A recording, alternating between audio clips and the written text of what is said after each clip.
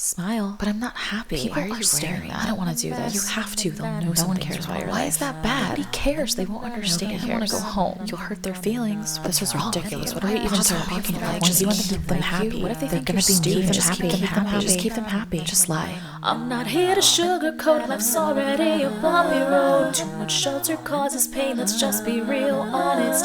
Things are gonna knock you down, avoidance will not help you out. Let's talk it through, here me and you, let's keep it real honest. Hi, it's me for the third week in a row. Oh my gosh, crushing it. Thank you. Welcome to Real Honest, the podcast where I roast my teenage self when I don't have time to do the whole topic and situation. So, you guessed it, it's a story behind the song day. Woo! I know some people hate this and they're like, no. But we are continuing through the emotions of teenage me. I would love to tell you guys that I'm going in an order of sorts. I thought I was, but since I was sprinkling in like stuff that I wrote almost 2 years ago now, it doesn't fully make sense, but I've been trying to at least do the stuff I wrote as a teen in order, but I've recently realized that like I didn't necessarily write them in my notebook. Like the earliest songs that I wrote were just in my head. And then when I got a laptop and had the ability to record them, I was recording like new stuff. I didn't record stuff I had written when I was like really young. And then 1 year for my birthday, somebody got me this notebook and I started writing down my songs in this notebook. And so one day I just went and sat down and wrote all of the lyrics for every song I've ever written. And they're just in a random order. So like, I think the last story behind the song I did was from high school and this one is from middle school. So it shall be a time. I did record this track a couple of months ago because the original audio is atrocious. So you're welcome. Here we go. It's called Why.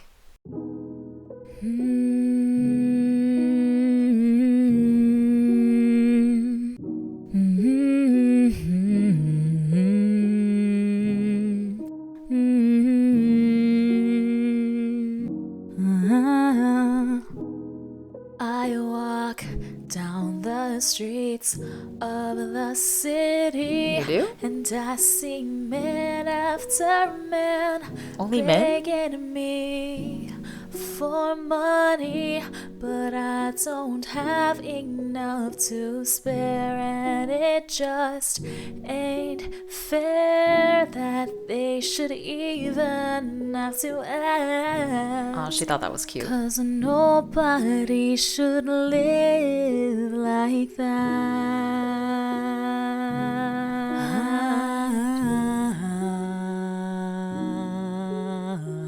I definitely didn't do any of this when I sang this to my class. So like, was it just 30 seconds of silence? Why is there killing? Why is there war? Why are some people starving while others have feasts? Why can't we get along? Why are there enemies? What can we do to stop the pain we're going through? While I was recording this, I felt like it was absurdly slow, and it Every still feels absurdly time slow. that I turn on the news, I'm not shocked to see some kind of tragedy. Kidnapping, school shooting, or robbery. It's crazy that it's nothing new, nothing new. Why is there killing? Why is there war? Why are some people starving while others have feasts? Why can't we get along? Why are there enemies? What can we do to stop the pain we're going through? Why can't we realize There's so much we can do. If we work together, others can live like me and you. They don't deserve their way of life, so why do you get yours and I get mine? It's just not fair. No, why is there killing? Why is there war? Why are some people starving while others have feasts? Why can't we get along? Why are there enemies? What can we do to stop the pain we're going through? What can we do to stop the pain we're going through?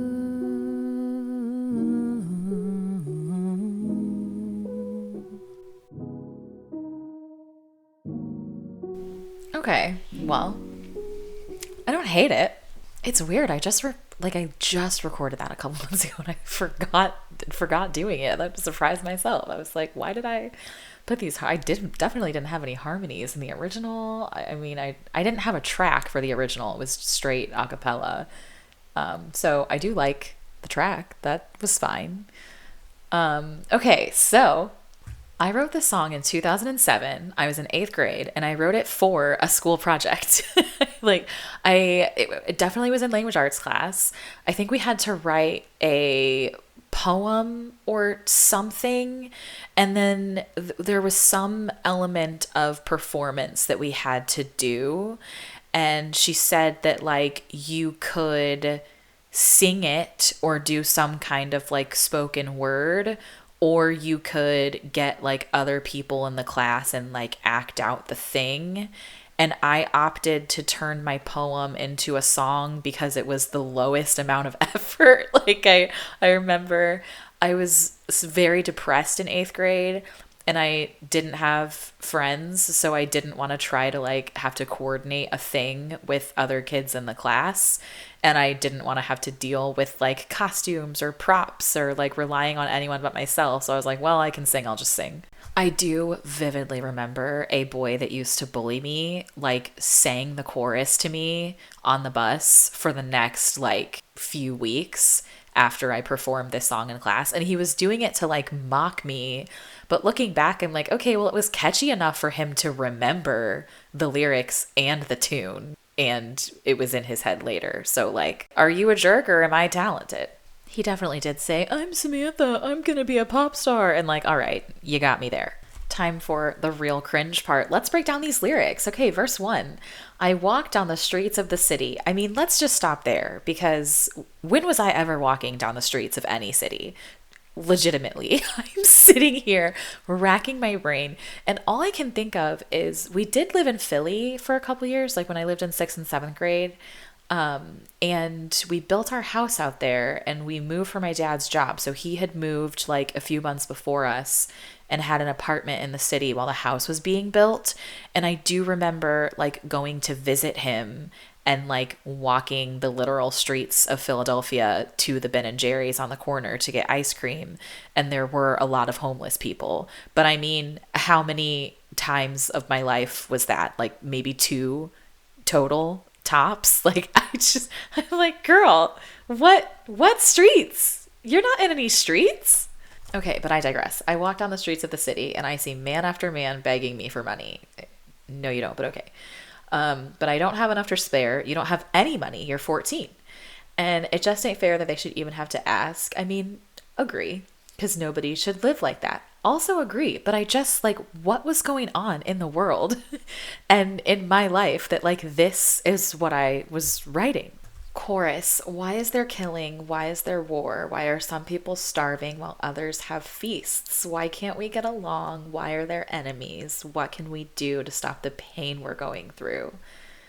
I mean, I was going through a lot of pain emotionally, but nothing, and it's like, I don't know. Was I watching the news? Like, truly, I could not tell you. I mean, my parents, I feel like, have been obsessed with the news my whole life. And if I recall, at that time, when I was in middle school, we like were only allowed to watch Disney Channel and Nickelodeon, like fun kid TV on the weekends. And so Monday through Thursday, we could only watch like the big five networks because that was where the news was. Joke's on my mom, because that's when my sisters and I got really into The Bachelor and all of the trashy reality TV, like Who Wants to Marry My Dad? Or no, that was MTV, wasn't it? We started watching General Hospital, got super into General Hospital because that was on ABC. Verse 2, every time that I turn on the news, well, there you go. I guess I was watching the news. I'm not shocked to see some kind of tragedy, kidnapping, school shooting, or robbery. It's crazy that it's nothing new. I feel like this had to be something that one of my parents said in terms of like, it's the same thing on the news every day. And we probably were talking in school about getting like desensitized to tragedy because it was so normal to see it. I feel like that's probably, that seems like a conversation that we would have had in that language arts class. I would love to know what the assignment was. Like, I wonder if the whole concept here was driven by the assignment, or did my teacher just say like, write something? I can't imagine that this is what I came up with just out of nowhere. I feel like there had to be a prompt. And then the chorus is the same because I had not yet evolved into the copying Taylor Swift era of my songwriting, where every chorus builds on the previous chorus or tells a like slightly different lyric, slightly different part of the story. I wasn't doing that yet. So it was just straight same chorus every time. And then the bridge is, why can't we realize there's so much we can do? If we work together, others can live like me and you. This makes me think of like the Disney Channel Friends for Change. You know, when Demi Lovato and Joe Jonas were singing that song about saving the oceans. And we really thought that we were going to save the planet through recycling, because the Jonas Brothers and Demi Lovato, what Miley Cyrus was on there, Selena Gomez, like, but I don't think that would have been 2007, would it? Was it that? Now I gotta Google. Okay, Google confirms that had not happened yet, because Send It On was actually the song I was thinking of, not Make a Wave, but you know, the one that's like, send it on and on. Just one hand can heal another, be apart, reach your heart. Just one spark starts a fire. With one little action, the chain reaction can never stop. So that one was 2009. And then the Demi Lovato and Joe Jonas one was Make a Wave, which was 2010. The one that was like, just a pebble in the ocean. Oh, make a wave, make a wave. So yeah, this feels very like vibes of like, the world is sad, we're gonna save it. But those songs hadn't come out yet, so I don't know where I got this whole situation from. Like, it was not, the golden era of Disney Channel had not yet arisen. So now I'm just even more confused. Okay, back to, where was I? Did I say the whole bridge already? Sorry if I already did. Why can't we realize there's so much more we can do if we work together? Others can live like me and you. They don't deserve their way of life, so why do you get yours and I get mine? It's just not fair. You know what's very interesting about this? This is now making me think about, for a school project also, my sister wrote a book called Cindy Learns a Lesson. And I can't remember how old she was when she wrote this book. I imagine she was in middle school or maybe even elementary school. My mom has this book somewhere, and you guys, it is wild, okay? So this book, written by a literal child, like my sister, I'm imagining she was like 10 or 12 when she wrote this book. And it's about a little girl named Cindy who is like spoiled rotten to the point where when she goes to friends' houses, she's like tipping her nose at them because they're poor, and she's like, hi, we have all these things. She like goes back home and is telling her mom how like poor her friend is, and her mom is like, you need to learn a lesson, Cindy. And so her mom when she gets home from school one day, her mom tells her that her dad has left them and they're now destitute. And her mom takes her to like a rundown motel or something that they end up staying the night in so that Cindy can learn to be grateful for the things that she has. It is like so dark for a child to have written. I love this book, you guys. Like, my sister, she wrote and illustrated. It is a work of art. It truly, it is chef's kiss. It is really something. But it's just like, what was going on in our minds as children? I mean, I guess credit to our parents because they really did something right. We were really caring about the less fortunate, and that's good. So, kudos, mom and dad. Part of me feels like this song is super profound for 14, but then part of me feels like that's like the age where you really, really care about things. It's like before you get super jaded with the world and you're like, all right, I'm going to give up on my dreams and just sit in an office forever. And you're like, I can do stuff. Like, I have thoughts and I have feelings and they matter. And like, I feel like that was a good use of that. I'm proud of the fact that 14-year-old me seemed to grasp the concept that lyrics didn't have to rhyme, but somehow I lost that because then I got older and was like, everything has to rhyme. I kind of liked this. I thought it was cute. We can't dive super, I mean, there's no deeper to go in these lyrics. They are what they are. There's no hidden meaning or anything else going on. So that's really all I got for you today. Feel free to email me at realhonestpod@gmail.com if you can remember any particular tragedy that was happening in 2007 that a 14-year-old would have been really depressed about. If you're listening to this and you knew me in 2007, if you were in that class in 8th grade, nobody that was in that class would be listening to this. You guys, I'm having anxiety of like, I'm flipping through this notebook and I am like not even a quarter of the way through it. And I'm like, wow, I wrote so many songs, truly too many songs. Some of them are just pieces of songs. Like some of them I started writing a song and then I just never went back to it, like never finished it. It's like 2 lines of a verse and nothing else. Half of these I never recorded. I only have like the music in my mind for like just the chorus or just the verse, and I never like worked on the whole thing. But I'm like, oh my gosh, there's so many. But the good news is I don't have to record them all or share them all, so I will do whatever I feel like. Hope this entertained the 2 of you that are listening. And see you guys next week, hopefully with a topic. I needed this to be short today because I like really am out of time this week. But see you, listen, hear me next week. Okay, bye. I'm not here to sugarcoat, life's already a bumpy road. Too much shelter causes pain, let's just be real honest. Things are gonna knock you down, avoidance will not help you out. Let's talk it through, hear me and you, let's keep it real honest.